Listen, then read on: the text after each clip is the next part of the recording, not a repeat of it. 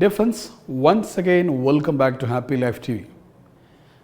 പലപ്പോഴും കൗൺസിലിംഗ് ഡെസ്കിൽ ഉണ്ടായ ഒരു അനുഭവമാണ് പക്ക സൈക്കോളജിക്കൽ ഡിസോർഡർ ആയിരിക്കും, പക്ഷേ നീണ്ട 4, 5, 8, 10, 15 വർഷക്കാലം അതാരോ എന്തോ ചെയ്തതാണ് എന്ന് പറഞ്ഞ അത്തരത്തിലുള്ള ട്രീറ്റ്മെൻറ്റുകൾക്ക് വേണ്ടി എത്രയോ ലക്ഷക്കണക്കിന് രൂപ ചെലവഴിച്ച ആളുകൾ.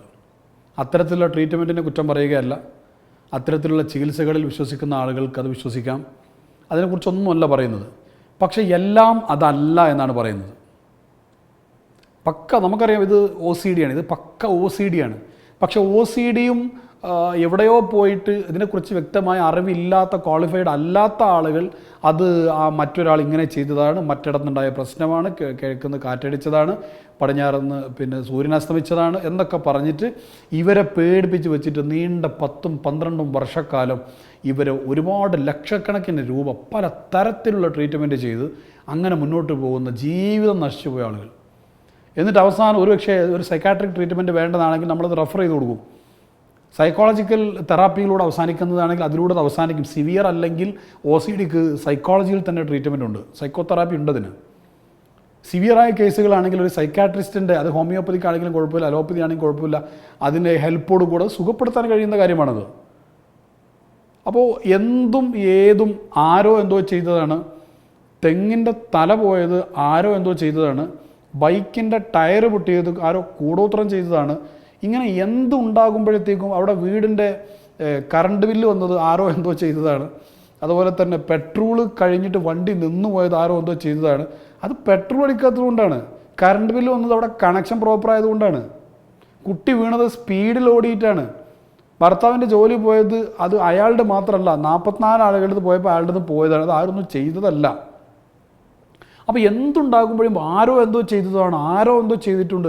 ചിലപ്പോൾ ഓൾറെഡി തന്നെ നമ്മുടെ മനസ്സിൽ കുടുംബത്തിലെ അയൽവാസികളിലെ അല്ലെങ്കിൽ പാർട്ട്നേഴ്സായിട്ടുള്ള ആളുടെ കുടുംബങ്ങൾ ഒക്കെ എന്തെങ്കിലും ശത്രുത ഉണ്ടെങ്കിൽ അവരായിരിക്കും എന്ന ഉദ്ദേശത്തോടു കൂടെ ഏതെങ്കിലും ഒരാളടുത്ത് പോയി ചോദിച്ചു കഴിഞ്ഞാൽ പറയും, ഇങ്ങനെയുള്ള ഒരാൾ, 2 കണ്ണുകളുള്ള ഒരാളാണ് ചെയ്തത്. ശരിയാണ്, അയാൾക്ക് 2 കണ്ണുകളുണ്ട്. അല്ലെങ്കിൽ പറയാം ഇങ്ങനെയുള്ള ഒരു ഉയരമുള്ള ഒരാളാണ് ചെയ്തത്. ഉയരം എല്ലാവർക്കും ഉണ്ടാകും എന്ന് പറഞ്ഞിട്ട് കുടുംബങ്ങളെ തമ്മിൽ തെറ്റിക്കുന്നവർ, അതുപോലെ തന്നെ പ്രശ്നങ്ങൾ ഉണ്ടാക്കുന്ന ആളുകൾ, അയൽവാസികൾ തമ്മിൽ പിണക്കുന്നവർ, ധാരാളം അതിനെക്കുറിച്ച് ആധികാരികമായി അറിയാത്ത ആളുകൾ ചെയ്യുന്ന അബദ്ധത്തെക്കുറിച്ചാണ് ഈ പറയുന്നത്. അതേസമയം അത്തരം മേഖലയിൽ പ്രവർത്തിക്കുന്ന എത്രയോ നല്ല ആളുകളുണ്ട്.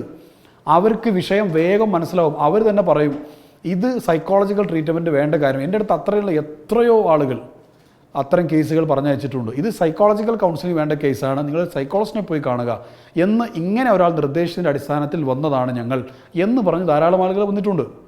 അപ്പോൾ നാം ശ്രദ്ധിക്കുക, എല്ലാ കാര്യങ്ങളും ആരോ എന്തോ ചെയ്തതല്ല, അത് പ്രത്യേകം നമ്മൾ മനസ്സിലാക്കുക.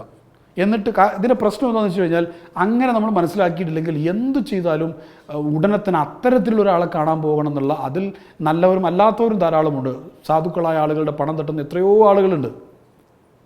അപ്പോൾ അത്തരം ആളുകൾ, ആ ആളുകളുടെ മനസ്സിൽ ഒരു രോഗാതുരമായ മനസ്സ്, എപ്പോഴും ഒരു രോഗാതുരമായ മനസ്സ് അവർക്കുണ്ടാകും.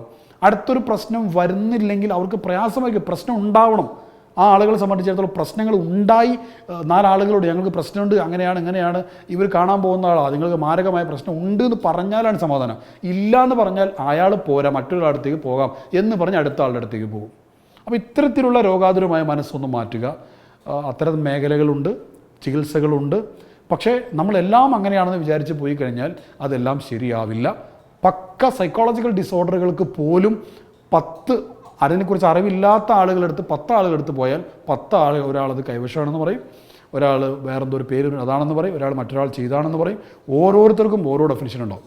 ഇത്തരത്തിലുള്ള അവസ്ഥകൾ കുടുങ്ങിപ്പോകാതെ അത്തരം കാര്യങ്ങൾ എന്താണോ അതിൻ്റെ പ്രോപ്പർ ട്രീറ്റ്മെൻറ്റ്, അതിലേക്ക് മാത്രം പോകുന്ന ഒരവസരം ഉണ്ടാവുക. രോഗാതുരമല്ലാത്ത മനസ്സുകൊണ്ട് ജീവിക്കുക. കുറേയൊക്കെ നമ്മൾ ചെയ്തതിൻ്റെ ഫലമാണ്. നമ്മൾ ചെയ്തതിൻ്റെ പരീക്ഷ പാസ് ചെയ്ത് ആരൊന്നും ചെയ്തതല്ല, പഠിക്കാത്തത് കൊണ്ടാണ്, വണ്ടി ഇടിച്ചത് സ്പീഡിൽ പോയത് കൊണ്ടാണ് എന്നൊക്കെ മനസ്സിലാക്കാനുള്ളൊരു കോമൺ സെൻസ് നമ്മൾക്ക് ഡെവലപ്പ് ചെയ്ത് കൊണ്ടുവരിക. അങ്ങനെ രോഗാതുരമല്ലാത്ത ആരോഗ്യകരമായ മനസ്സോടുകൂടെ നമുക്ക് ജീവിതം മുന്നോട്ട് നയിക്കാം. All the best.